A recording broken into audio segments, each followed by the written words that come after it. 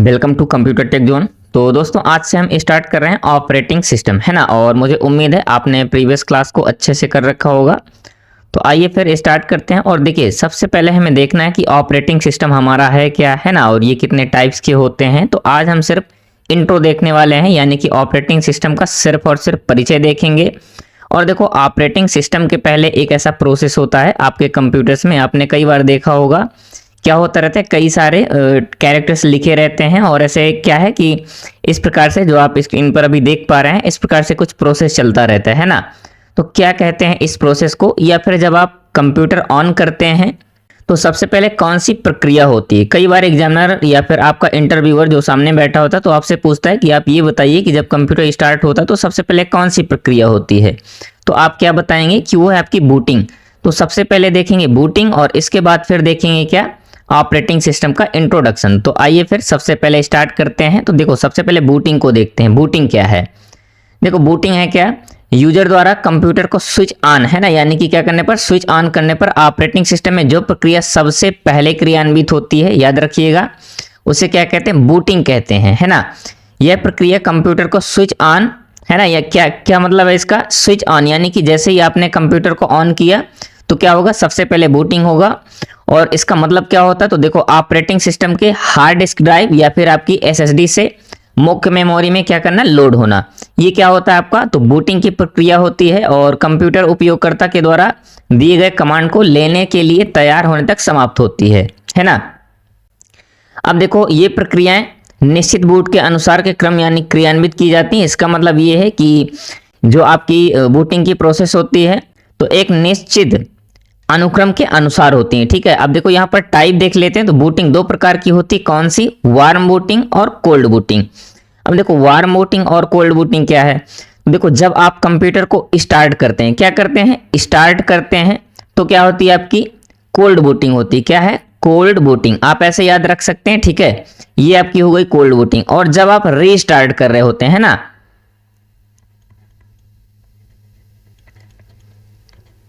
जब आप रीस्टार्ट करते हैं उसे क्या कहते हैं, वार्म बूटिंग, ठीक है। तो आप ऐसे याद रख सकते हैं। या फिर देखिए थोड़ा सा इस लैंग्वेज में देखते हैं कि आप कंप्यूटर को क्या करते हैं, जब ऑन करते हैं तो उसे कहते हैं बूटिंग, और जब आप रीस्टार्ट करते हैं तो उसे क्या कहते हैं, वार्म बूटिंग, ठीक है। अब देखो इसके बाद देखते हैं बूटिंग का प्रोसेस। तो देखो बूटिंग प्रोसेस क्या है, जब आपने कंप्यूटर स्टार्ट किया तो सबसे पहले क्या करते हैं, मदरबोर्ड को एक इंडिकेट भेजते हैं यानी संकेत भेजता है, जिससे क्या है, बिजली आपूर्ति यानी पावर सप्लाई हर जगह प्रारंभ हो जाती है। इसके बाद क्या है, फिर एक चेकिंग होती है कि हर डिवाइस के पास पर्याप्त मात्रा में बिजली की आपूर्ति हो रही है या नहीं, है ना। फिर इसके बाद एक टेस्ट होता है, यानी कि सॉरी एक इंडिकेट होता है, पावर ओके कहते हैं। इसके बाद फिर एक टेस्ट होता है, कौन करता है, तो आपका मदरबोर्ड में जो बायोस है यानी कि जो रोम में बायोस रहता है वो क्या करता है, एक टेस्ट करता है जिसे कहते हैं पीओएसटी टेस्ट। क्या कहते हैं, पीओएसटी यानी कि पावर ऑन सेल्फ टेस्ट। ये चेक करता है कि सभी हार्डवेयर कंपोनेंट आपके काम करने के लिए रेडी हैं या नहीं, है ना। इसके बाद आपने देखा होगा कि कंप्यूटर से एक बीप साउंड सुनाई देता है। क्या क्या होता है, ऐसे टी से करके बीप साउंड आता है। जब ये साउंड आता है तो आपका माना जाता है कि सिस्टम आपका काम करने के लिए ओके है, यानी कि क्लियर है ना। तो ये होता है आपका बूटिंग प्रोसेस और बूटिंग। अब देखते हैं कि ऑपरेटिंग सिस्टम क्या है, what is an operating system. तो इंट्रोडक्शन देखते हैं ऑपरेटिंग सिस्टम का। देखो ऑपरेटिंग सिस्टम किसी भी कंप्यूटर का एक अहम भाग होता है, बिल्कुल ऑपरेटिंग सिस्टम के बिना तो कुछ है नहीं, है ना। जो कंप्यूटर में सॉफ्टवेयर के रूप में क्या रहता है, स्टोर रहता है। अब देखो सॉफ्टवेयर में आपने देखा होगा एप्लीकेशन सॉफ्टवेयर और सिस्टम सॉफ्टवेयर। तो देखो ये किस कैटेगरी में आता है आपका ऑपरेटिंग सिस्टम, तो ये है आपका सिस्टम सॉफ्टवेयर, ठीक है, सिस्टम सॉफ्टवेयर। अगर आपसे पूछा जाए तो आप क्या बताएंगे, सिस्टम सॉफ्टवेयर, ठीक है। इसके बाद देखो ऑपरेटिंग सिस्टम कंप्यूटर के सभी भागों जैसे कि मेमोरी हो गया, इनपुट आउटपुट डिवाइस हो गया, तथा कंप्यूटर से सभी जुड़े हुए हार्डवेयर कंपोनेंट को क्या करता है, कंट्रोल करने का काम करता है, ठीक है। और ऑपरेटिंग सिस्टम एक सिस्टम सॉफ्टवेयर है, ठीक है। और इसमें देखो ओपन सोर्स भी आते हैं, जैसे आपका लाइनक्स हो गया। और क्या काम होता है ऑपरेटिंग सिस्टम का, तो आगे देखते हैं। हाँ पहले देख लेते हैं एग्जांपल दे, देखो विंडोज हो गया, मैक ओएस हो गया, लाइनक्स हो गया, क्रोम ओएस हो गया, है ना, एंड्रॉयड हो गया, iOS हो गया, यूनिक्स हो गया और BSD, ये सभी क्या है, तो आपके ऑपरेटिंग सिस्टम के एग्जाम्पल हैं। लेकिन हम पूरा फोकस के साथ पढ़ेंगे विंडोज को और एंड्रॉयड को, ठीक है। आगे चलते हैं।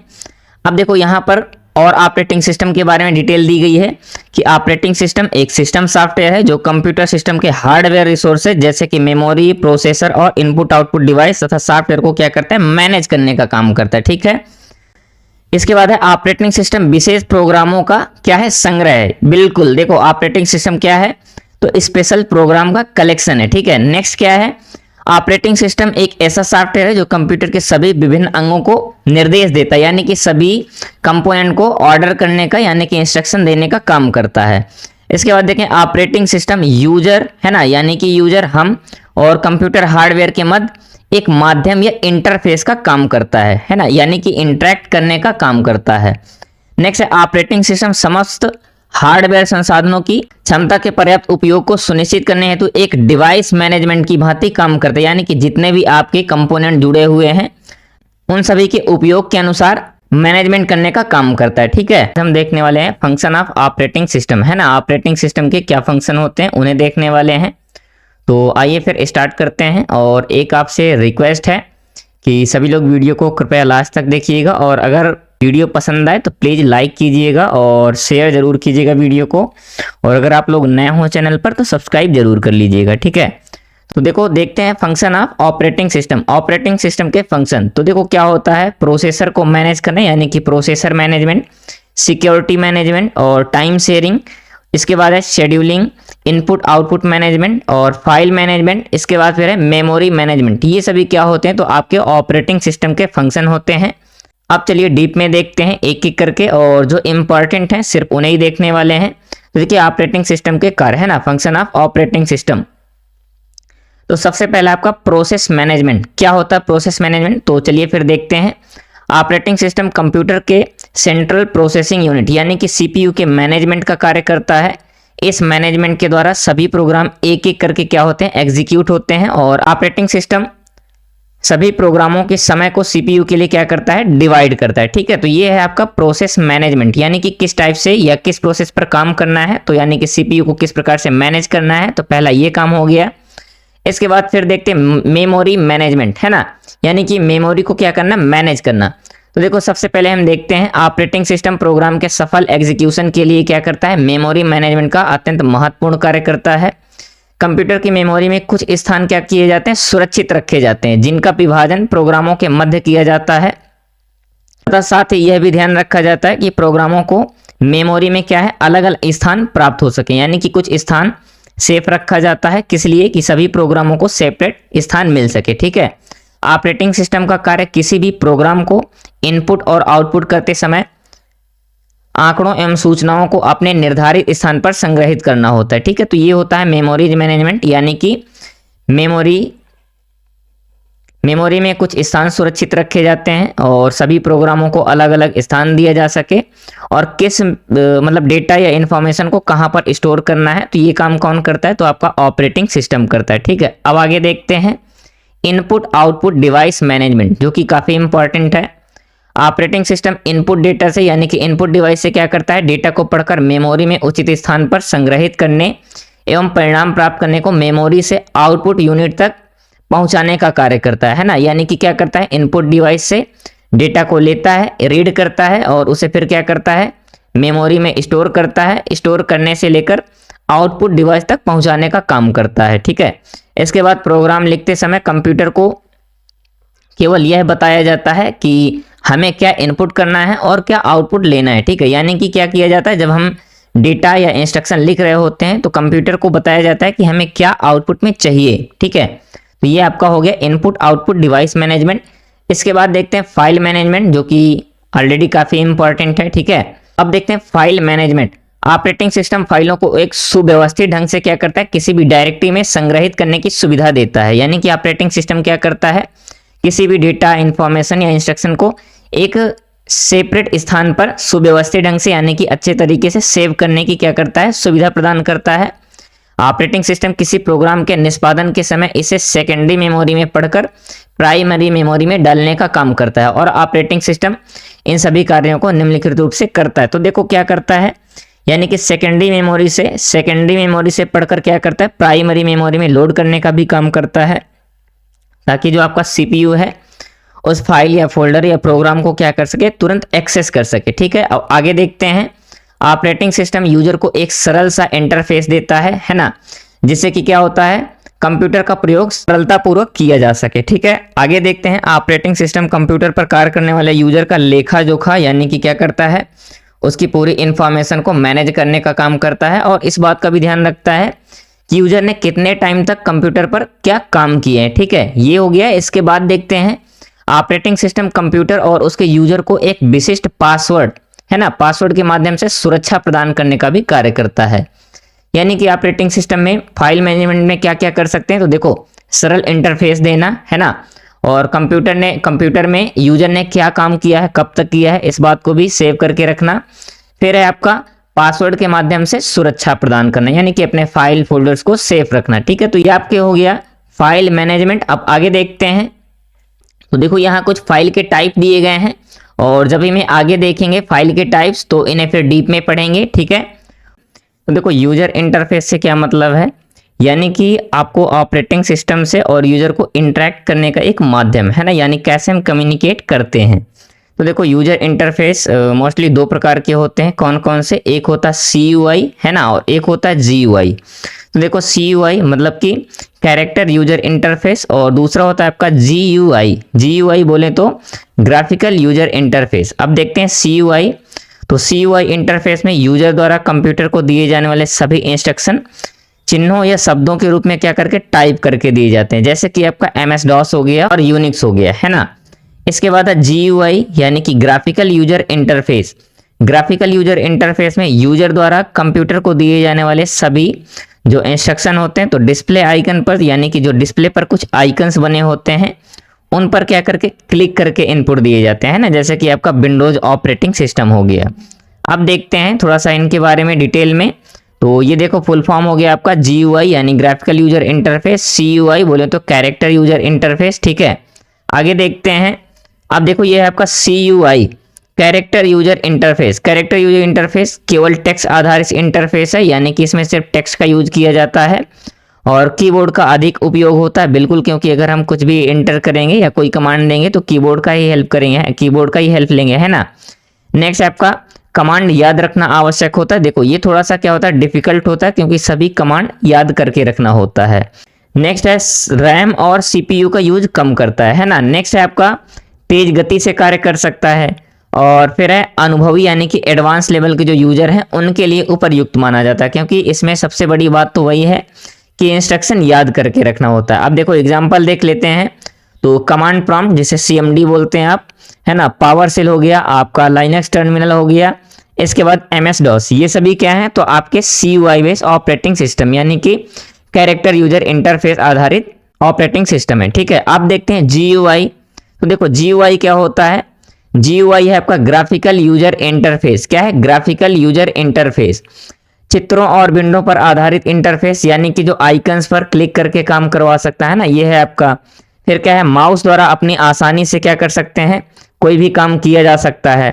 नेक्स्ट है सीखना और उपयोग करना आसान होता है, बिल्कुल सिंपल होता है, क्योंकि देखो आइकन होते हैं, आइकन के नीचे उनके नेम लिखे होते हैं, तो थोड़ा सा ये सिंपल होता है।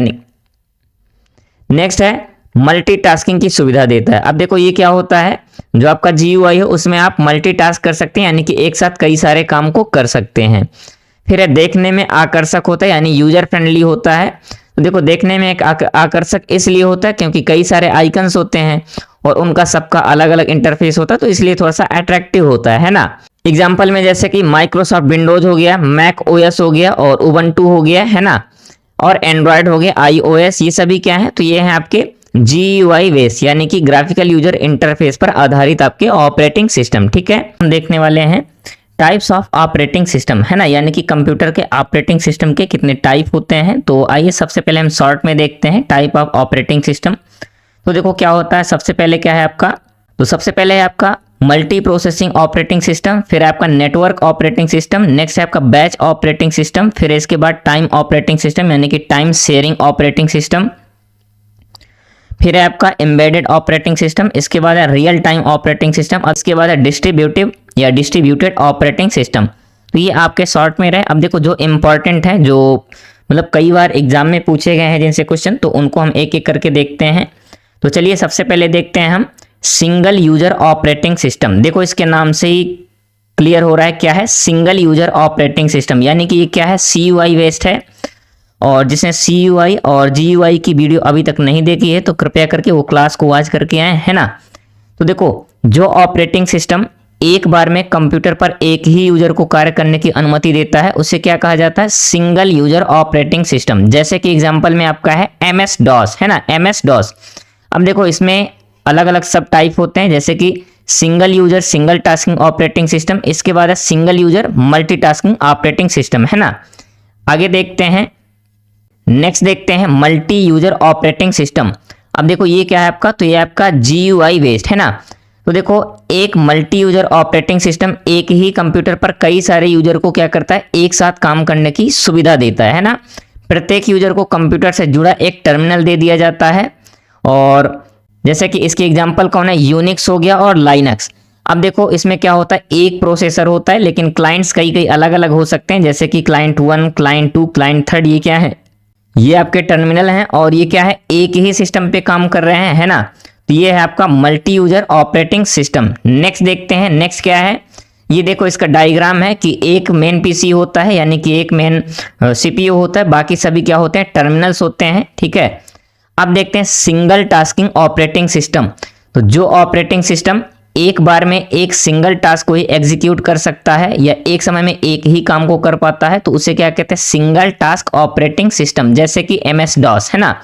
देखो क्या होता है, यूजर होता है, कोई एक एप्लीकेशन या फिर कोई प्रोग्राम को एक टाइम पर सिर्फ सिंगल एक ही टास्क को एग्जीक्यूट कर सकता है, ठीक है। आगे चलते हैं और देखते हैं मल्टीटास्किंग ऑपरेटिंग सिस्टम। अब देखो यहां दिया गया क्या, मल्टीटास्किंग ऑपरेटिंग सिस्टम। जैसे कि इसके नेम से क्लियर हो रहा है, जो ऑपरेटिंग सिस्टम एक बार में, है ना, कई सारे टास्क को एक साथ क्या कर सकता है, एग्जीक्यूट कर सकता है, उसे मल्टीटास्किंग ऑपरेटिंग सिस्टम कहते हैं। और आजकल के जितने भी ऑपरेटिंग सिस्टम जैसे कि आपका विंडोज हो गया, यूनिक्स, लाइनक्स, ये सभी क्या हैं, तो ये सभी मल्टीटास्किंग ऑपरेटिंग सिस्टम ही होते हैं। आप देखिए आप अपने PC में क्या करते हैं, देखो वर्ड प्रोसेसिंग का भी काम कर रहे होते हैं, ब्राउजिंग का भी काम कर रहे होते हैं, गाने भी सुन रहे होते हैं और ईमेल का भी काम कर रहे होते हैं, यानी कि एक साथ क्या करते हैं, हम कई सारे काम को कर रहे होते हैं। तो देखो ये क्या हो गया आपका मल्टीटास्किंग ऑपरेटिंग सिस्टम। आगे चलते हैं और देखते हैं रियल टाइम ऑपरेटिंग सिस्टम। अब देखो रियल टाइम ऑपरेटिंग सिस्टम क्या है, तो रियल टाइम ऑपरेटिंग सिस्टम का उपयोग वास्तविक समय यानी कि वास्तविक समय रियल टाइम एप्लीकेशन के लिए किया जाता है। इसका उपयोग उन अनुप्रयोगों के लिए किया जाता है जहां डेटा प्रोसेसिंग का समय क्या होता है, निश्चित होता है और एक छोटी मात्रा में होता है, ठीक है। तो देखो ये इसके सब टाइप हैं। आगे चलते हैं और देखते हैं। अब देखो यहां दिए गए टाइम शेयरिंग ऑपरेटिंग सिस्टम। तो देखो टाइम शेयरिंग ऑपरेटिंग सिस्टम वह ऑपरेटिंग सिस्टम है जिसमें एक कंप्यूटर को कई सारे उपयोगकर्ता क्या कर रहे होते हैं, उपयोग कर रहे होते हैं और या कर सकते हैं। ऑपरेटिंग सिस्टम CPU का समय क्या करता है, सभी उपयोगकर्ता या प्रोग्रामों के बीच छोटे छोटे टाइम ड्यूरेशन यानी कि टाइम स्लाइस में बांट देता है, जिसे क्या कहा जाता है, टाइम क्वांटम या क्वांटम कहते हैं, ठीक है, में बांट देता है। देखो क्वांटम में क्या करता है, बांट देता है। प्रत्येक उपयोगकर्ता को कुछ मिली सेकेंड के लिए CPU मिलता है और वह काम समाप्त होते ही CPU अगले यूजर या अगले टास्क को कंप्लीट करने के लिए दे दिया जाता है। यह प्रक्रिया इतनी तेज होती है कि सभी जो यूजर्स होते हैं उनको ऐसे लगता है या उन्हें ऐसे फील होता है कि जैसे हम अकेले ही कंप्यूटर पर कार्य कर रहे हो, ठीक है। इसके एग्जाम्पल देख सकते हैं आप, यूनिक्स हो गया, लाइनक्स हो गया, मल्टी CS हो गया, IBM TSO हो गया, ठीक है। ये आपके हैं टाइम शेयरिंग ऑपरेटिंग सिस्टम के एग्जाम्पल। और अब देखते हैं, देखो यहाँ पर थोड़ा सा समझ लेते हैं। देखो क्या होता है, एक ही जो मेन PC होता है या मेन CPU होता है, लेकिन सभी यूजर के लिए एक टाइम क्या करता है, टाइम स्लाइस को बांट देते हैं, यानी छोटे छोटे टुकड़ों में टाइम को क्या करता है, बांट देता है, जिसे क्या कहते हैं, क्वांटम कहते हैं, ठीक है। ये आप याद रखिएगा। और ऐसे लग रहा होता है यूजर को कि सिर्फ हम सिंगल यूजर या सिंगल टाइप से काम कर रहे हैं, ठीक है। यानी कि हर प्रोसेस या हर प्रोग्राम के लिए छोटे छोटे टाइम होते हैं और जैसे ही एक प्रोग्राम कंप्लीट तो दूसरे के लिए CPU रेडी हो जाता है। आगे चलते हैं और देखते हैं नेटवर्क ऑपरेटिंग सिस्टम। अब देखो नेटवर्क ऑपरेटिंग सिस्टम क्या है, तो नेटवर्क ऑपरेटिंग सिस्टम NOS वह ऑपरेटिंग सिस्टम है जो कई कंप्यूटर को एक नेटवर्क यानी कि LAN, MAN, WAN आदि के माध्यम से क्या करता है, जोड़कर उनके बीच संसाधनों जैसे कि फाइल, प्रिंटर, इंटरनेट, एप्लीकेशन या डेटा को साझा करने की अनुमति या सुविधा प्रदान करता है, ठीक है। दूसरे शब्द में अगर बोला जाए तो नेटवर्क ऑपरेटिंग सिस्टम एक ऐसा ऑपरेटिंग सिस्टम है जो नेटवर्क को नियंत्रित करने, मैनेज करने यानी कि सुरक्षित और सिक्योर करने और ऑपरेट संचालित करने के लिए यूज किया जाता है। अब देखो इसके एग्जाम्पल कौन कौन से हैं, तो विंडोज सर्वर हो गया, इसके बाद है रेड हैट एंटरप्राइज लाइनक्स हो गया, उबंटू सर्वर हो गया, ठीक है। और देखो इसका यूज कहाँ किया जाता है, मैक्सिमम बैंक्स में, यूनिवर्सिटीज में और जो सरकारी कार्यालय होते हैं, फिर बड़ी कंपनियां, बड़ी फर्म में, ठीक है। तो उम्मीद है दोस्तों आप सभी को ये भी क्लियर हो गया होगा। और देखो इसमें क्या होता है, एक मेन पीसी होता है जिसे एडमिनिस्ट्रेटर पीसी कहते हैं या पैनल कहते हैं, बाकी के सभी इससे कनेक्टेड रहते हैं एक ही नेटवर्क से, ठीक है। और ये क्या करते हैं, आपस में संसाधनों को साझा कर सकते हैं, जैसे कि प्रिंटर हो गया, कोई भी डेटा हो गया, ठीक है।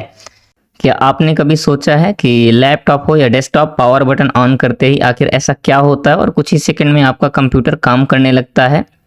विंडोज, लाइनक्स, यूनिक्स क्या है आखिर ये, और इनमें से कौन सा बेहतर है और कौन सा ज़्यादा यूज में है।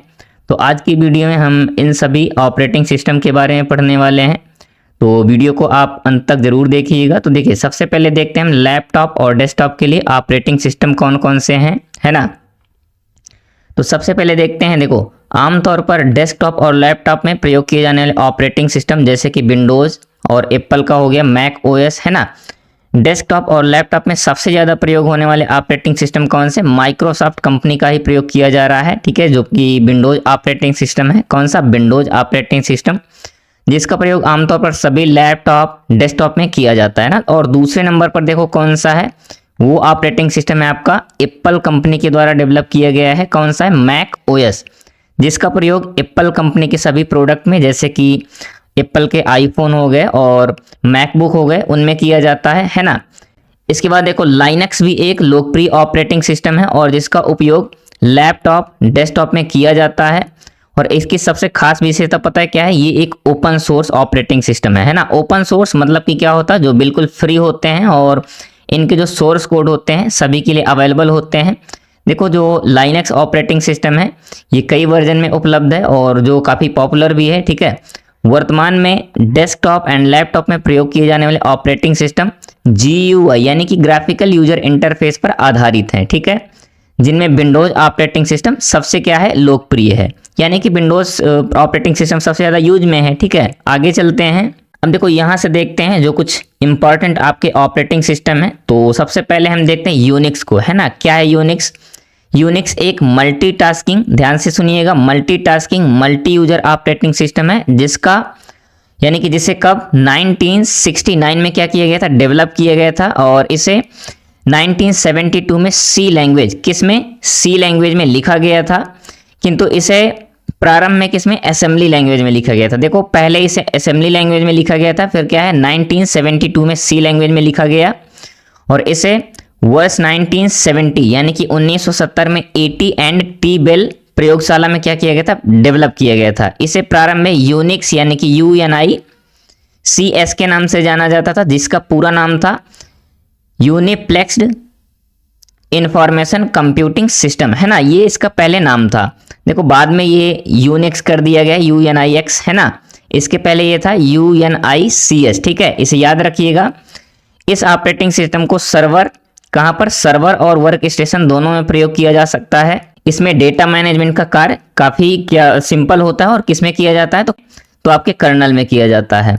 इस ऑपरेटिंग सिस्टम को इंस्टॉल और सेटअप करना थोड़ा कठिन होता है, किंतु ऑपरेटिंग सिस्टम के इंस्टॉल होने के बाद जो आपके सिस्टम की कार्य करने की कैपेसिटी है वो काफ़ी बढ़ जाती है, ठीक है। आगे देखते हैं और नेक्स्ट है, देखो इसका फुल फॉर्म है यूनिप्लेक्स्ड इंफॉर्मेशन कंप्यूटिंग सिस्टम। और आगे चलते हैं, देखते हैं नेक्स्ट है आपका लाइनक्स। क्या है, लाइनक्स।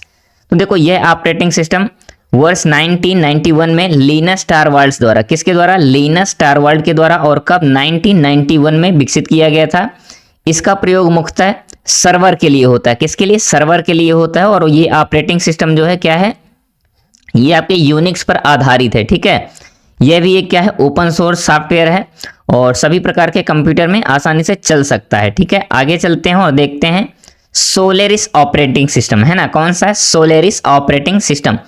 अब देखो सोलेरिस ऑपरेटिंग सिस्टम क्या है, तो इस ऑपरेटिंग सिस्टम का विकास किसने किया था, सन माइक्रो सिस्टम ने। और कब किया था, तो 1993 में, 1993 में किया था, किंतु 2010 में इस कंपनी को किसने, ओरेकल कारपोरेशन के द्वारा क्या किया गया था, एक्वायर कर लिया गया था। जिसके बाद इसे सोलेरिस को क्या कहने लगे, ओरेकल सोलेरिस के नाम से जाना जाने लगा। और ये जो ऑपरेटिंग सिस्टम है क्या है, सिस्टम मैनेजमेंट तथा नेटवर्क के कार्यों को काफी आसानी से कर सकता है। ठीक है, नेक्स्ट देखते हैं। नेक्स्ट है आपका भारत ऑपरेटिंग सिस्टम सॉल्यूशंस। अब देखो इसको किसने डेवलप किया था, तो इस ऑपरेटिंग सिस्टम को सीडैक है ना, यानी कि centre for development of advance computing के द्वारा विकसित किया गया था। और ये भी क्या है, एक ओपन सोर्स सॉफ्टवेयर है ना।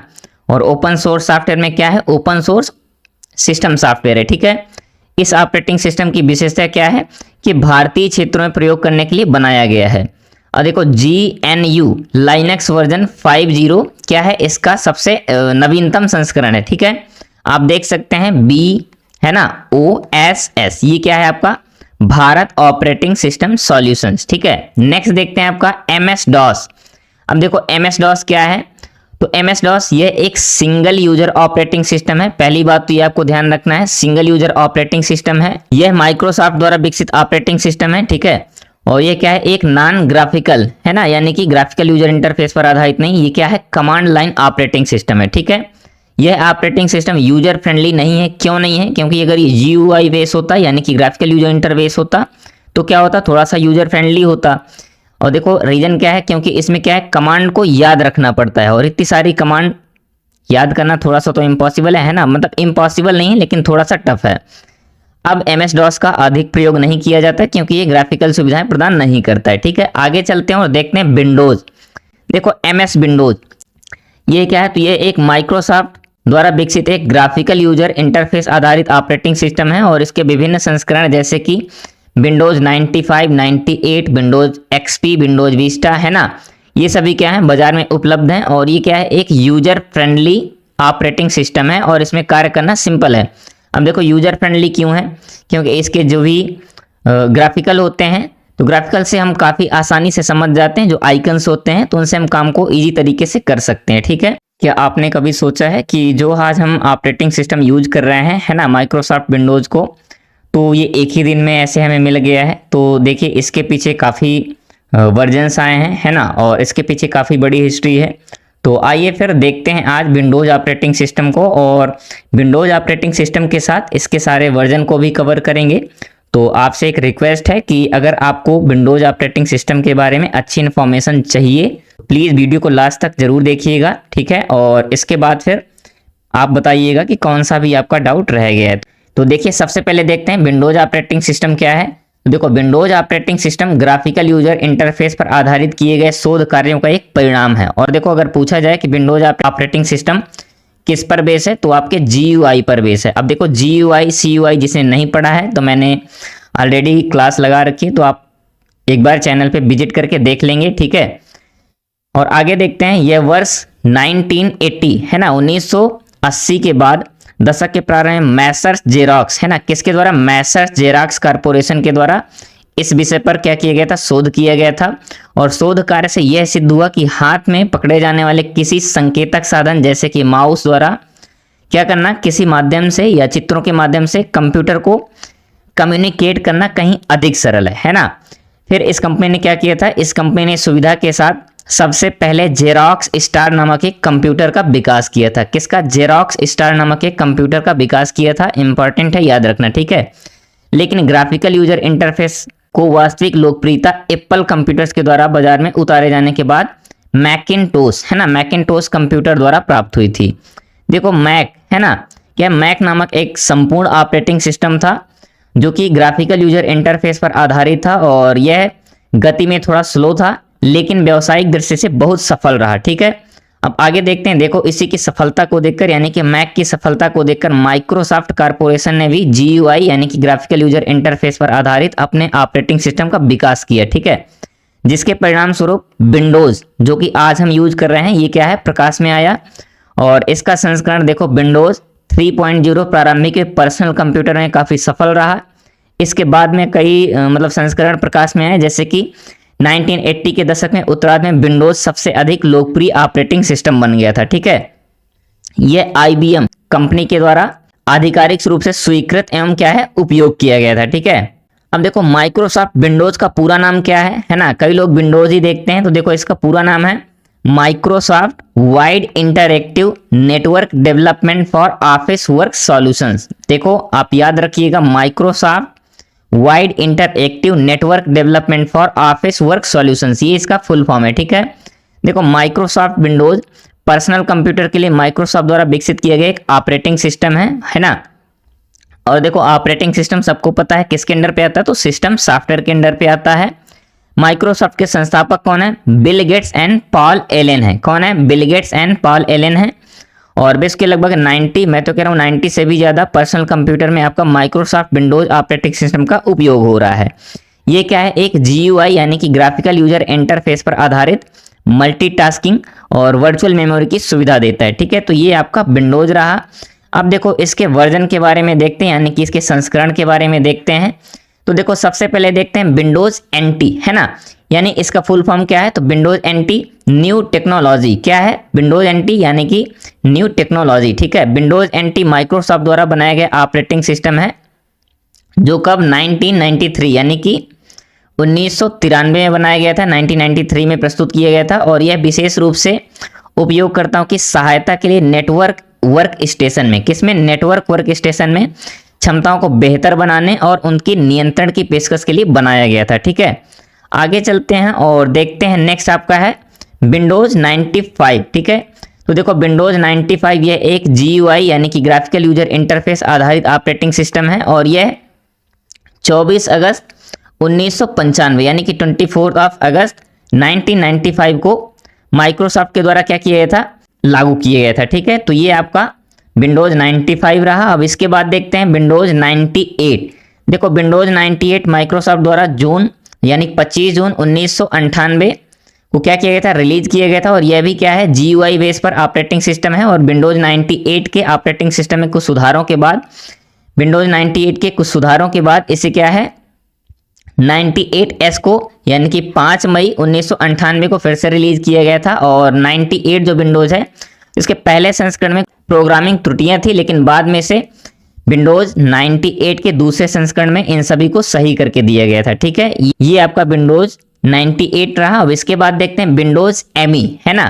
तो देखो विंडोज ME, तो सबसे पहले इसका फुल फॉर्म क्या है, मिलेनियन एडिशन इसका फुल फॉर्म है। ठीक है, तो देखो विंडोज मिलेनियन एडिशन 95 और 98 का क्या है, सक्सेसर बोले तो आगे वाला, है ना, यानी कि इसका जो और एडवांस या सुधारा हुआ रूप है। ठीक है, यह वर्ष 2000 में प्रस्तुत किया गया था। और यह ऐतिहासिक प्रोग्रामिंग त्रुटियों से थोड़ा सा लैग कर रहा था, यानी कि ग्रस्त था, है ना, जिसकी वजह से घरेलू उपयोगकर्ताओं को इसके उपयोग करने में थोड़ा निराशा का सामना करना पड़ा था। ठीक है, अब इसके बाद देखो विंडोज 2000 आया था। ठीक है, देखो विंडोज 2000 क्या है, तो माइक्रोसॉफ्ट विंडोज NT लाइन के ऑपरेटिंग सिस्टम का भाग है। और यह 17 फरवरी सन 2000 को क्या है, रिलीज हुआ था। विंडोज 2000 क्लाइंट और सर्वर कंप्यूटर, है ना, क्लाइंट और सर्वर कंप्यूटर पर प्रयोग करने के लिए एक ऑपरेटिंग सिस्टम है। और विंडोज 2000 के 4 संस्करण जारी किए गए थे, जिसमें पहला था व्यावसायिक, दूसरा था सर्वर, और तीसरा था उन्नत सर्वर, और चौथा था आपका डेटा सेंटर सर्वर। ठीक है, ये आप थोड़ा सा याद रखिएगा कि विंडोज 2000 के 4 मतलब वर्जन आए थे, कौन सा, व्यावसायिक और सर्वर, फिर आपका एडवांस सर्वर, नेक्स्ट है आपका डेटा सेंटर सर्वर। ठीक है, तो ये आपका विंडोज 2000 रहा। आगे चलते हैं और देखते हैं विंडोज XP, है ना।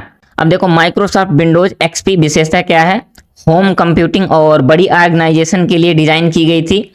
ये क्या है, माइक्रोसॉफ्ट द्वारा 25 अक्टूबर और 2001 में क्या गया है, लागू किया गया था। विंडोज XP के 2 लोकप्रिय वर्जन, जो कि विंडोज XP के कौन से हैं, home edition and Windows XP का प्रोफेशनल वर्जन है। ये इसके 2 वर्जन थे, तो आप इसे भी थोड़ा सा याद रख सकते हैं, है ना, कई बार पूछा जा सकता है। इसके बाद देखते हैं विंडोज विस्टा, है ना।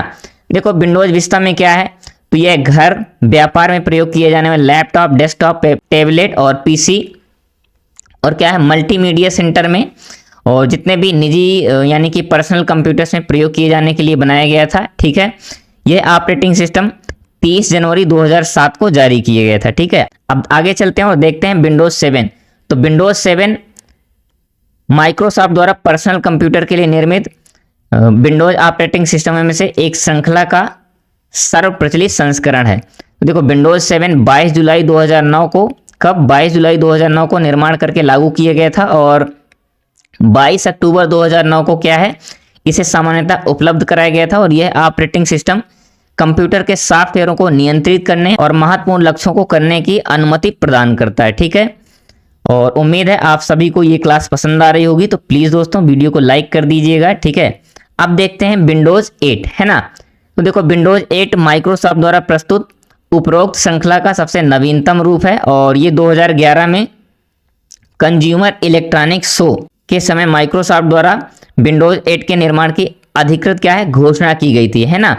और इसके बाद क्या है, विंडोज़ ऑपरेटिंग सिस्टम को यानी कि विंडोज़ ऑपरेटिंग सिस्टम 8 को क्या है, उत्पादन हेतु 1 अगस्त सन 2012 को प्रस्तुत किया गया था और सर्वसाधारण यानी कि आम लोगों के लिए 26 अक्टूबर 2012 से लागू कर दिया गया था। देखो इसमें कुछ जो आपका विंडोज़ 8 आया था, इसमें कुछ सुधार करके फिर विंडोज़ 8.1 भी जारी किया गया था और इसके बाद आया है आपका विंडोज़ 10। तो देखो विंडोज़ 10 क्या है, माइक्रोसॉफ्ट की विंडोज़ के नए संस्करण पर आधारित एक संचालन प्रणाली है जिसे 30 सितंबर 2014 को क्या है, प्रस्तुत किया गया था और अक्टूबर 2000 बाजार में क्या किया गया, लाया गया था। ठीक है, यह अन्य संचालन प्रणाली की अपेक्षाकृत अधिक जल्दी खुलता है यानी कि थोड़ा सा फास्ट एक्सेस देता है। और फाइनली देखो ये है आपका क्या, विंडोज़ का लोगो, जो कि अब इसको देखते ही सबको ऑपरेटिंग सिस्टम की याद आ जाती है ना। और देखो ये हैं कुछ डेट्स हैं इंपॉर्टेंट, तो आप इन्हें बिल्कुल एक बार देख सकते हैं, है ना। विंडोज़ 1.1 ये रिलीज डेट है और विंडोज़ 3.1 की रिलीज डेट ये है यानी कि 1992। विंडोज़ NT 3.1 की क्या है, 27 जुलाई 1993। इसके बाद है विंडोज़ 95 की, तो क्या है 24 अगस्त 1995, है ना। फिर है विंडोज़ 98, तो 25 जून 1998। इसके बाद है 2000, तो ये है 17 फरवरी 2000, है ना। इसके बाद है विंडोज़ ME 14 सितंबर 2000। इसके बाद है विंडोज़ XP, तो 24 अक्टूबर 2001 एंड फिर है विंडोज़ विस्टा, तो ये क्या है 30 जनवरी और 2007, है ना। इसके बाद है विंडोज़ 7, तो ये है 22 अक्टूबर 2009। इसके बाद है आपका विंडोज़ 8, तो ये है 26 अक्टूबर 2012 और फिर इसके बाद है विंडोज़ 8.1, तो 18 अक्टूबर 2013। इसके बाद है आपका विंडोज़ 10, ये क्या है 29 जुलाई और 2015। ठीक है, तो ये इंपॉर्टेंट डेट है रिलीज करने की। तो जैसा कि हम प्रीवियस क्लासों में कवर कर चुके हैं कि विंडोज़ ऑपरेटिंग सिस्टम क्या होता है, यानी कि लैपटॉप और डेस्कटॉप के लिए कौन सा ऑपरेटिंग सिस्टम होता है और क्या होता है ऑपरेटिंग सिस्टम, ये हम सब कवर कर चुके हैं। तो देखो उसी प्रकार से जो हमारी डिजिटल डिवाइस क्या है, आपका मोबाइल फ़ोन है ना, और टैबलेट हैं, तो इनमें भी देखो एक प्रकार के ऑपरेटिंग सिस्टम का ही यूज होता है। तो आज हम कवर करने वाले हैं मोबाइल फ़ोन और टैबलेट के सभी ऑपरेटिंग सिस्टम को विद डिटेल, है ना। तो आइए फिर देखते हैं सबसे पहले कौन सा है। तो सबसे पहले हम डिटेल में ये समझते हैं कि ऑपरेटिंग सिस्टम क्या, कैसे क्या काम होता है और ये कौन कौन से होते हैं। इसके बाद फिर एक एक को डिस्कस करेंगे। तो देखो जैसे लाइनक्स, है ना, या विंडोज ऑपरेटिंग सिस्टम आपके लैपटॉप या डेस्कटॉप को क्या करता है, कंप्यूटर को कंट्रोल करते हैं। उसी प्रकार मोबाइल या टैबलेट ऑपरेटिंग सिस्टम होते हैं जो फ़ोन या टैबलेट को क्या करते हैं, कंट्रोल करते हैं या कमांड देने का काम करते हैं। ठीक है, या फिर बोल सकते हैं कि टास्क पूरा करवाने का काम करते हैं। एक मोबाइल ऑपरेटिंग सिस्टम मोबाइल पर चलने वाले सभी एप्लीकेशन को चलाता है, उन्हें कंट्रोल करता है, जैसे कि यूजर द्वारा दिए जाने वाले इनपुट, आउटपुट, ईमेल, टेक्स्ट, इन सभी को क्या करता है, एग्जीक्यूट करता है ना। ये सभी क्या होते हैं, तो ऑपरेटिंग सिस्टम के काम होते हैं। अब देखो some important mobile and tablet operating system, यहाँ कुछ देखते हैं इंपॉर्टेंट जो आपके मोबाइल और टैबलेट के ऑपरेटिंग सिस्टम है। तो देखो सबसे पहले और सबसे पॉपुलर कौन सा है, एंड्रॉयड ऑपरेटिंग सिस्टम। दूसरा है आपका, दूसरे नंबर पर, हाँ ये फेमस भी है, iOS ऑपरेटिंग सिस्टम। और थर्ड है आपका ब्लैकबेरी ऑपरेटिंग सिस्टम। इसके बाद है कई ऑपरेटिंग सिस्टम, है ना। अब देखो इनको थोड़ा सा डिटेल में हम चलते हैं, एक एक करके पढ़ते हैं। तो सबसे पहले देखते हैं एंड्रॉयड ऑपरेटिंग सिस्टम क्या है। तो एंड्रॉयड ऑपरेटिंग सिस्टम को गूगल द्वारा सन 2007 में प्रस्तुत किया गया था और ये लाइनक्स पर आधारित ऑपरेटिंग सिस्टम है। इसे प्रमुख रूप से टच स्क्रीन डिवाइस जैसे कि टैबलेट, स्मार्टफोन आदि के लिए बनाया गया है। और एंड्रॉयड का जो नवीनतम वर्जन था वो कौन सा था, मार्शमैलो 6.0, है ना। कौन सा था, मार्शमैलो 6.0, जो कि 2015 में प्रस्तुत किया गया था। ठीक है, तो ये आपका एंड्रॉयड ओएस रहा। आगे देखते हैं iOS, है ना। अब iOS के बारे में थोड़ा देखते हैं। तो यह एप्पल इनकॉर्पोरेशन के द्वारा निर्मित एक लोकप्रिय ऑपरेटिंग सिस्टम है और इसका प्रयोग मुख्य रूप से जो एप्पल के आईफोन, है ना, और आईपैड आईपॉड, इनमें क्या किया जाता है, प्रयोग किया जाता है। और इसका नवीनतम संस्करण है iOS 9.2 है, ठीक है। देखो यानी कि ये क्या है, जो आपका एप्पल के प्रोडक्ट होते हैं तो सिर्फ उनमें ही यूज हो रहा है, ठीक है। आगे चलते हैं और देखते हैं आपका ब्लैकबेरी ऑपरेटिंग सिस्टम। देखो ब्लैकबेरी ऑपरेटिंग सिस्टम सबसे सुरक्षित माने जाने वाला ऑपरेटिंग सिस्टम है, यानी कि सबसे सिक्योर माना जाता है और सबसे सेफ माना जाता है, जिसका प्रयोग ब्लैकबेरी कंपनी के द्वारा ब्लैकबेरी फोन्स में किया जाता है। ये वेब है ना 1.2 को भी सपोर्ट करता है और इसका जो नवीनतम संस्करण है वो कौन सा है, ब्लैकबेरी 10.3, ठीक है। तो ये आपका ब्लैकबेरी रहा। अब आगे चलते हैं, देखते हैं सिम्बियन, ये भी ऑपरेटिंग सिस्टम को देखते हैं। तो यह ऑपरेटिंग सिस्टम सिम्बियन लिमिटेड के द्वारा क्या किया था, प्रस्तुत किया गया था और यह स्मार्टफोन के लिए डिजाइन किया गया था। यह एक ओपन सोर्स ऑपरेटिंग सिस्टम है और देखो ओपन सोर्स आप सभी को पता है, जिसके सोर्स कोड पब्लिक होते हैं, यानी कि सबके लिए अवेलेबल होते हैं। देखो इसका प्रयोग मोटोरोला, सोनी और नोकिया, सैमसंग आदि जैसे कंपनियों के सेटों पर किया जा रहा है। और देखो इसका जो नवीनतम संस्करण है तो नोकिया वैली है। कौन सा है, नोकिया वैली। तो ये रहा आपका सिम्बियन ऑपरेटिंग सिस्टम, यानी कि सिम्बियन एंड्रॉयड ऑपरेटिंग सिस्टम। और आगे चलते हैं, देखते हैं काई ऑपरेटिंग सिस्टम। तो ये क्या है, तो देखो काई ओएस एक हल्का यानी कि light weight mobile operating system है, जो कि मुख्य रूप से कीपैड फीचर वाले फोन के लिए बनाया गया है। और यह कम रैम और कम स्टोरेज वाले मोबाइल में भी आसानी से क्या कर सकता है, चल सकता है, फिर भी स्मार्टफोन जैसी कई सुविधाएं प्रदान करता है, ठीक है। तो ये आपका काई ओएस है। देखने वाले हैं डेस्कटॉप, है ना, यानी कि डेस्कटॉप क्या होता है और डेस्कटॉप के सभी फीचर्स क्या होते हैं। तो सबसे पहले देखते हैं, देखो डेस्कटॉप जो आपकी प्राइमरी विंडो होती है उसे डेस्कटॉप बोला जाता है, ठीक है। तो यहाँ से हम डिटेल में देखते हैं। डेस्कटॉप एक कंप्यूटर का प्राइमरी यूजर इंटरफेस है और जब आप अपने कंप्यूटर को क्या करते हैं, बूट करते हैं, यानी कि स्टार्ट करते हैं और स्टार्टअप प्रोसेस पूरी होने के बाद डेस्कटॉप पर जो सबसे पहले डिस्प्ले होता है उसे क्या कहते हैं, आपके डेस्कटॉप विंडो कहते हैं, है ना। इसमें देखो क्या होता है, डेस्कटॉप के बैकग्राउंड हो गया, उसके वॉलपेपर और उसके सभी आपके द्वारा सेव कई फाइल और फोल्डर्स या आइकन्स होते हैं, ठीक है। तो ये आपका होता है डेस्कटॉप। अब आगे चलते हैं और देखते हैं, देखो डेस्कटॉप के कुछ फीचर्स हैं और बटने हैं, उन्हें देख लेते हैं। तो देखो ये होती है आपकी क्या, स्टार्ट बटन, है ना, क्या होती है, स्टार्ट बटन। और ये क्या है, ये है आपका कोर्टाना। अब देखो इसका भी अलग काम है, तो हम डिटेल में भी देखेंगे। ये है आपका टास्क व्यू, यहाँ पर आपने देख रखा है, ये क्या है, टास्क व्यू। और ये तो सभी जानते होंगे, ये क्या है, फाइल एक्सप्लोरर, ठीक है। ये जो आपकी पट्टी होती है ये पूरी यहाँ से और ये यहाँ तक, ये क्या है पूरी, तो ये आपका टास्क बार होता है, क्या है, टास्क बार। और ये जो आपको इस कॉर्नर में ये साइड दिख रहा है पूरा, तो ये एरिया होता है आपका नोटिफिकेशन एरिया। क्या होता है यहाँ पर, यानी यहाँ पर आपके कंप्यूटर को वाईफाई से कनेक्ट है या नहीं, है ना, कौन से नोटिफिकेशन आ रहे हैं, तो यहाँ पर आप देख सकते हैं। आगे चलते हैं, देखते हैं स्टार्ट बटन। तो देखो सबसे पहले स्टार्ट बटन क्या है, यह विंडोज का एक महत्वपूर्ण भाग है जो हमें टास्क बार में लेफ्ट हैंड की ओर दिखाई देता है। स्टार्ट बटन को प्रेस करने से कुछ मेन्यू की लिस्ट ओपन होती है, जिसे हम क्या कहते हैं, स्टार्ट मेन्यू, है ना, या फिर स्टार्ट मेन्यू लिस्ट भी बोलते हैं, ठीक है। इसकी बनावट विंडो और मैन्युफैक्चरर के द्वारा अलग अलग हो सकती है। बिल्कुल देखो विंडोज 7 में कुछ अलग टाइप से दिखेगी, 8 में अलग दिखेगी, 10 में अलग दिखेगी, है ना, तो ये थोड़ा सा डिफरेंट हो सकती है। आगे चलते हैं, देखते हैं कोर्टाना, ये क्या है। तो देखो ये एक क्या है, कोर्टाना माइक्रोसॉफ्ट का वर्चुअल डिजिटल असिस्टेंट है। क्या है ये, डिजिटल असिस्टेंट है, जो कि क्या करता है, विंडोज, लैपटॉप, पीसी और फोन में क्या होता है, टैबलेट में रहता है, यानी प्री इंस्टॉल्ड भी होता है। और वर्चुअल असिस्टेंट का मतलब है कि जिससे हम क्या है, बोलकर क्या कर सकते हैं, काम करवा सकते हैं। तो ये होता है आपका कोर्टाना, है ना, यानी कि एक प्रकार से देखा जाए तो हम इसे बोलकर इंस्ट्रक्शन देंगे और ये काम करेगा, ठीक है। आगे चलते हैं और नेक्स्ट देखते हैं। देखो नेक्स्ट है आपका टास्क व्यू। अब देखो टास्क व्यू क्या होता है, तो विंडोज 10 के साथ इन्वॉल्व किया गया है। जैसे कि टास्क व्यू एक मल्टीटास्किंग फीचर है। क्या है, मल्टीटास्किंग फीचर है, जो आपको कई वर्चुअल डेस्कटॉप अपने ओपन विंडो या ओपन ऐप को एक्सेस करने और उन्हें ऑर्गेनाइज करने की क्या देता है, फैसिलिटी प्रोवाइड करता है। और साथ ही अपने माइक्रोसॉफ्ट अकाउंट से क्या है, कनेक्ट करके किसी भी डिवाइस पर शुरू की गई पिछली एक्टिविटी को जल्दी से स्टार्ट करने की अनुमति देता है, ठीक है। तो ये है आपका क्या, टास्क व्यू, याद रखिएगा। आगे चलते हैं और नेक्स्ट देखते हैं। देखो नेक्स्ट है आपका एक्शन सेंटर। क्या है, एक्शन सेंटर। तो देखते हैं, एक्शन सेंटर एक अधिसूचना केंद्र है जिसकी मदद से हम अपने कंप्यूटर में कई प्रकार के हो रहे समस्याओं को क्या कर सकते हैं, फाइंड कर सकते हैं और उन पर काम कर सकते हैं। कंप्यूटर के अंतर्गत होने वाली सभी समस्याओं को नोटिफिकेशन, है ना, जो आपने देख रखा था यहाँ पर, ये क्या है, नोटिफिकेशन एरिया, तो नोटिफिकेशन के जरिए टास्क बार में इंडिकेट करता रहता है। ठीक है, तो ये आपके एक्शन सेंटर का काम है। आगे चलते हैं और नेक्स्ट देखते हैं टास्क बार। अब देखो टास्क बार को थोड़ा समझते हैं सही से।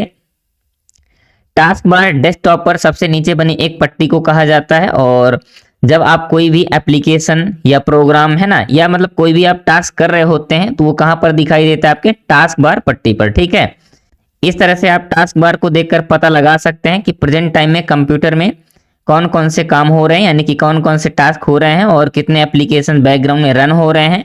ठीक है, टास्क बार हमें सभी चल रहे प्रोग्राम पर इमीडिएटली पहुंचने की सुविधा प्रदान करता है। बिल्कुल, देखो क्या होता है कि जैसे कोई एप्लीकेशन रन हो रहा होता है यहाँ पर, तो हम क्या करते हैं, डायरेक्ट इसमें जंप करके और एप्लीकेशन को एक्सेस कर सकते हैं। तो ये फैसिलिटी कौन प्रोवाइड करता है, तो आपका टास्क बार। ठीक है, आगे देखते हैं। टास्क बार पर लेफ्ट साइड में और स्टार्ट मेन्यू होता है, और राइट साइड में क्या होता है, आपका नोटिफिकेशन एरिया।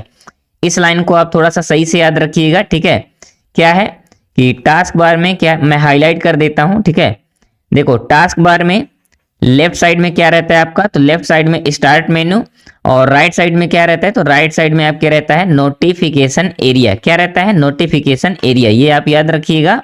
ठीक है, आगे चलते हैं और नेक्स्ट देखते हैं। देखो नेक्स्ट है आपका आइकन एंड शॉर्टकट। क्या है, आइकन एंड शॉर्टकट। तो अब देखो आइकन्स को देखते हैं। आइकन एक प्रकार का ग्राफिक्स ऑब्जेक्ट होता है जो आपके कंप्यूटर में किसी भी फाइल या फोल्डर या फिर क्या है, प्रोग्राम को प्रेजेंट करता है। आइकन विभिन्न प्रकार के हो सकते हैं, जैसे कि सिस्टम आइकन, शॉर्टकट आइकन और क्या है, प्रोग्राम आइकन। ठीक है, आगे चलते हैं और देखते हैं। तो देखो ये तो आप सभी जानते हैं ना कि कुछ इस प्रकार से क्या है, आपके डेस्कटॉप में आइकन्स दिखते रहते हैं, ये ही आपके क्या है, आइकन्स हैं। ठीक है, आगे चलते हैं और देखते हैं सिस्टम आइकन। तो देखो सिस्टम आइकन क्या होते हैं, जब कंप्यूटर में कोई ऑपरेटिंग सिस्टम इंस्टॉल करते हैं तो सबसे पहले उसके साथ कुछ क्या होते हैं, आइकन्स बाय डिफॉल्ट होते हैं, और ये हमारी डेस्कटॉप स्क्रीन पर देखे जा सकते हैं। जैसे कि आपका हो गया माई कंप्यूटर, माई डॉक्यूमेंट और रिसाइकिल बिन, ऐसे ही कंट्रोल पैनल। तो ये क्या होते हैं, बाय डिफॉल्ट रूप से पहले से आपको डेस्कटॉप पर दिखाई देते हैं। तो ये क्या होते हैं, आपके सिस्टम आइकन। ठीक है, आगे चलते हैं और नेक्स्ट देखते हैं शॉर्टकट। अब देखो शॉर्टकट आइकन क्या होते हैं, तो शॉर्टकट संबंधित प्रोग्राम, फाइल, फोल्डर, इनकी क्या होती है, एक लिंक होती है जिस पर हम क्या करते हैं, डबल क्लिक करके उस रिलेटेड आइटम को क्या कर सकते हैं, रन कर सकते हैं। ठीक है, शॉर्टकट आइकन को डिलीट करने के लिए क्या होता है, सिर्फ आइकन डिलीट करने से वो आपका जो एप्लीकेशन है या प्रोग्राम है वो डिलीट नहीं होता है। एक्चुअल में उसका क्या होता है, उसकी सिर्फ लिंक डिलीट होती है। ठीक है, देखो यहाँ पर दिया गया ना कि संबंधित लिंक होती है। ठीक है, और फिर क्या है, शॉर्टकट आइकन को एक्चुअल फाइल से एरो चिन्ह के द्वारा क्या किया जाता है, अलग किया जाता है। ठीक है, शॉर्टकट आइकन का फाइल एक्सटेंशन क्या होता है, .lnk। क्या होता है, .lnk। ठीक है, याद रखिएगा। और नेक्स्ट चलते हैं, आगे देखते हैं। देखो नेक्स्ट क्या है आपका, प्रोग्राम आइकन। तो अब इन्हें भी देखते हैं। यह आइकन किसी एप्लीकेशन, प्रोग्राम या उसमें बनी फाइल को क्या करता है, दर्शाता है, जिस पर क्लिक करके प्रोग्राम या संबंधित फाइल को खोला जा सकता है। ठीक है, यानी कि क्या करता है, जो आइकन्स होते हैं तो रिलेटेड प्रोग्राम को क्या करते हैं, दिखाते हैं और उनमें क्लिक करके संबंधित प्रोग्राम को ओपन कर सकते हैं। ठीक है, अब आगे देखते हैं। प्रोग्राम आइकन या प्रोग्राम फाइल संबंधित लोगो, प्रोग्राम या फिर क्या है, फाइल का नाम भी शो होता है, और इसे किसी भी प्रोग्राम या उससे बनी फाइल को आसानी से पहचाना जा सकता है। ठीक है, तो ये आपका हो गया प्रोग्राम आइकन। आगे चलते हैं और नेक्स्ट देखते हैं। अब देखो क्या है, रनिंग एन एप्लीकेशन, है ना, यानी क्या होता है, जो एप्लीकेशन आपके बैकग्राउंड में रन हो रहे होते हैं तो उनके बारे में थोड़ा देखते हैं। किसी प्रोग्राम को ओपन करने के लिए उस पर डबल क्लिक करके जाएंगे, है ना, यानी कि डबल क्लिक करेंगे या फिर क्या करेंगे, उसे राइट क्लिक करके ओपन करेंगे, तो क्या होता है, आपका एप्लीकेशन ओपन हो जाता है। ठीक है, और कई बार क्या होता है कि आपका एप्लीकेशन बैकग्राउंड में ओपन हो रहा होता है, मतलब पहले से ही ओपन होता है, तो वो कहां पर दिखाई देता है, आपके टास्क बार में। कहां पर, टास्क बार में। तो वहां पर क्लिक करके डायरेक्ट एक्सेस भी कर सकते हैं। ठीक है, इसके बाद देखो क्लोज ऐप, यानी कि ऐप को क्लोज कैसे करना है। तो देखो किसी प्रोग्राम को क्लोज करने के लिए या तो क्लोज बटन पर क्लिक करो, है ना, या फिर क्या किया जाता है, कीबोर्ड से अल्ट के साथ F4 बटन को प्रेस किया जाता है। देखो जब हम विंडोज ऑपरेटिंग सिस्टम की क्या है सभी शॉर्टकट की को देखेंगे तो वहां हम ये सब चीजें प्रैक्टिकली देखेंगे, अभी आपको परेशान नहीं होना है, ठीक है। ऑपरेटिंग सिस्टम की हम सिंपल सेटिंग के बारे में पढ़ने वाले हैं, हालांकि हम ये प्रैक्टिकली जब करके देखेंगे तो हमें और क्लियर होगा, लेकिन अभी हम थोड़ा सा इनकी सिंपल सेटिंग को क्या करते हैं रीड कर लेते हैं। और देखो बैकग्राउंड में थोड़ा सा आपको घंटी की आवाज़ सुनाई दे रही होगी, तो थोड़ा सा पूजा चल रही है तो आप उसे इग्नोर कीजिएगा।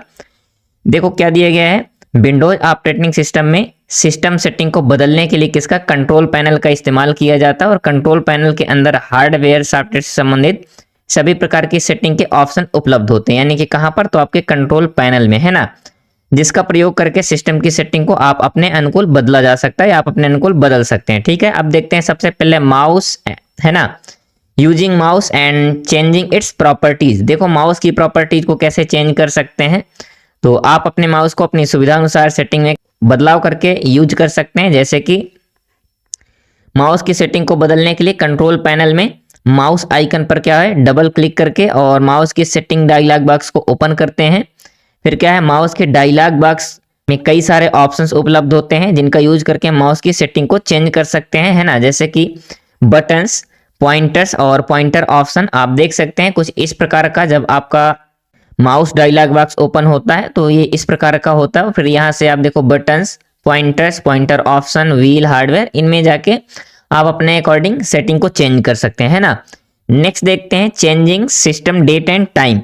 अब देखो आप अपने सिस्टम की डेट और टाइम को कैसे चेंज कर सकते हैं, तो देखो टाइम एंड डेट बदलने के लिए स्क्रीन पर नीचे यानी कि टास्क बार के राइट साइड में क्या है डेट एंड टाइम पर क्या करते हैं राइट क्लिक करते हैं और फिर क्या है एडजस्ट डेट एंड टाइम पर क्लिक करते हैं और कुछ इस प्रकार से आपका डायलॉग बॉक्स ओपन हो जाता है। वहां जाके आप क्या कर सकते हैं डेट और टाइम को मैनुअली चेंज कर सकते हैं, है ना। तो ये आपके डेट एंड टाइम की सेटिंग रही। इसके बाद देखते हैं चेंजिंग डिस्प्ले प्रॉपर्टीज। अब देखो डिस्प्ले प्रॉपर्टी को आप कैसे चेंज कर सकते हो, तो आप अपने सिस्टम की डिस्प्ले प्रॉपर्टी को चेंज करने के लिए डेस्कटॉप पर राइट क्लिक करें और फिर डिस्प्ले सेटिंग पर क्लिक करें तो कुछ इस प्रकार का ये डायलॉग बॉक्स आता है। फिर यहाँ से आप जाके जैसे कि क्या है आप साइज को कैसे चेंज कर सकते हैं, डिस्प्ले का रेजोल्यूशन को कैसे चेंज कर सकते हैं, तो सभी ऑप्शन यहाँ मिल जाते हैं और आप चेंज कर सकते हैं ना। इसके बाद देखो दिए गए ऐड और रिमूव प्रोग्राम एंड फीचर। अब देखो माइक्रोसॉफ्ट विंडोज ऑपरेटिंग सिस्टम में किसी भी डिवाइस या प्रोग्राम को ऐड करना, रिमूव करना एक ऐसी सुविधा है जो यूजर को अपने कंप्यूटर पर इंस्टॉल किए गए सॉफ्टवेयर को अनइंस्टॉल करने और क्या है मैनेज करने की सुविधा प्रदान करता है, ठीक है। जैसे विंडोज 10 में ऐड या रिमूव प्रोग्राम को ओपन करने के लिए कंट्रोल पैनल में जाएंगे, फिर क्या है प्रोग्राम एंड फीचर पर क्लिक करेंगे। इसकी हेल्प से आप प्रोग्राम को मैनेज या अनइंस्टॉल कर सकते हैं, ठीक है। आगे देखते हैं कुछ इस प्रकार का। देखो आपका जब होगा तो विंडो ओपन होगी तो यहाँ देखो दिए गए कंट्रोल एंड फीचर्स, यहाँ क्लिक करके आप किसी भी प्रोग्राम को अनइंस्टॉल कर सकते हैं, ठीक है। आगे चलते हैं adding and removing sharing printers. अब देखो यहाँ पर क्या है एडिंग प्रिंटर्स, कंप्यूटर में प्रिंटर को ऐड करने के लिए कंट्रोल पैनल में डिवाइस एंड प्रिंटर पर क्लिक करेंगे, फिर उसके ऊपर दिए गए ऑप्शंस पर ऐड प्रिंटर पर क्लिक करके प्रिंटर को ऐड कर देते हैं। देखो यहाँ पर कुछ इस प्रकार से दिए गए डिवाइस एंड प्रिंटर, फिर यहाँ होता है एक ऑप्शन ऐड प्रिंटर्स, है ना, उस पर क्लिक करके प्रिंटर्स को आप ऐड कर सकते हैं। नेक्स्ट देखते हैं रिमूव प्रिंटर। तो देखो कंप्यूटर में पहले से इंस्टॉल प्रिंटर को रिमूव करने के लिए प्रिंटर को सिलेक्ट करें, है ना, इसके बाद फिर रिमूव डिवाइस पर क्लिक करें और प्रिंटर को हटाने के लिए एक कंफर्मेशन पॉपअप बॉक्स आएगा तो उसमें यस पर क्लिक कर देंगे और क्या होगा आपका प्रिंटर वहां से रिमूव कर दिया जाएगा, ठीक है। इसके बाद देखते हैं फाइल एंड फोल्डर मैनेजमेंट। देखो फाइल एंड फोल्डर मैनेजमेंट एक ऑब्जेक्ट है जो कि डेटा, इंफॉर्मेशन या कमांड को क्या करती है स्टोर करती है और कंप्यूटर प्रोग्राम द्वारा उपयोग की जाती है। फाइल में किसी भी प्रकार की इंफॉर्मेशन जैसे कि डॉक्यूमेंट, इमेज, वीडियो, ऑडियो, किसी अन्य फॉर्मेट की कोई भी डेटा या फाइल और नाम हो सकता है। देखो एक एक्सटेंशन है ना जिसे कि डॉट सिंबल से क्या किया जाता है अलग किया जाता है। जैसे फाइल एक्सटेंशन में यह दर्शाता है कि फाइल आपकी किस टाइप की है, ठीक है। एग्जाम्पल के लिए आप समझिए कि जैसे माइक्रोसॉफ्ट वर्ड 2013 का फाइल एक्सटेंशन क्या है तो .docx है ना, .docx। तो ये क्या होता है डॉट से इसके बाद जो आपका एक्सटेंशन होता है तो आपके फाइल का टाइप पता लगाया जाता है ना। अब आगे चलते हैं, देखते हैं यहाँ पर कुछ इंपॉर्टेंट एक्सटेंशन दिए गए हैं। हालांकि आप परेशान नहीं होना, ये एक्सटेंशन के ऊपर मैं एक कंप्लीट वीडियो बना दूंगा जिसमें मैं इन सभी के फुल फॉर्म भी कवर कर दूंगा। तो देखो जो आपके वेब डॉक्यूमेंट होते हैं उनकी फाइल का एक्सटेंशन क्या है, HTML हो गया, CSS, JS एंड PHP हो गया। इमेज फाइल के एक्सटेंशन क्या होते हैं, .bmp, .jpeg या jpg, .png, फिर क्या है .gif हो गया। इसके बाद देखो क्या है, ऑडियो फाइल के MP3, MPA, MID और MIDI है ना, .wav हो गया। इसके बाद देखो फिर वीडियो फाइल में क्या क्या है, तो MP4 हो गया, .wmb हो गया और .m4b हो गया। इसके बाद .vob हो गया। अब देखो ये है आपकी एग्जीक्यूटेबल फाइल है ना, तो इसमें .vat हो गया, .vin हो गया, .apk हो गया, .com हो गया, ठीक है। और ये है आपकी टेक्स्ट फाइल। टेक्स्ट फाइल में जैसे कि आपका .doc हो गया और .docx हो गया, फिर है PDF हो गया, TXT हो गया और ODT हो गया है ना। अभी एक्सेल के भी होते हैं .xl, .xlx है ना। आगे चलते हैं और देखते हैं। अब देखो यहाँ थोड़ा सा आप डिफरेंट समझ लीजिए उबंटू और ऑपरेटिंग सिस्टम के बीच में, ठीक है। तो देखो ये है आपका उबंटू ऑपरेटिंग सिस्टम और ये है आपका विंडोज।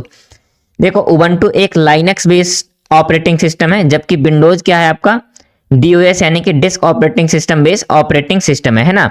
उबंटू क्या है, सर्वर के लिए सबसे बढ़िया और पॉपुलर ऑपरेटिंग सिस्टम है, जबकि विंडोज क्या है, सर्वर के लिए उपलब्ध नहीं है, ठीक है। आगे चलते हैं और नेक्स्ट देखते हैं। Ubuntu open source operating system है, जबकि जो आपका विंडोज है क्लोज सोर्स ऑपरेटिंग सिस्टम है। उबंटू क्या है, ऑपरेटिंग सिस्टम फ्री है, जबकि विंडोज आपके लिए क्या है, सुविधा देने के लिए आपको पैसे देने पड़ते हैं है ना। इसके बाद उबंटू को विंडोज ऑपरेटिंग सिस्टम के मुकाबले इस्तेमाल करना थोड़ा कठिन है ना, जबकि विंडोज क्या है GUI बेस है, तो इसे इस्तेमाल करना बहुत ही आसान होता है, ठीक है। तो ये आज से आपका समाप्त हुआ विंडोज है ना, यानी कि ऑपरेटिंग सिस्टम फिनिश हुआ। अब देखो ऑपरेटिंग सिस्टम की भी शॉर्टकट की क्लास आएगी आपकी नेक्स्ट संडे, ठीक है। और इसके बाद आप चलेंगे आपके प्रैक्टिकल। मैंने बताया था प्रैक्टिकल के लिए कि देखो अप्रॉक्स 20+ प्रैक्टिकल हैं, ठीक है।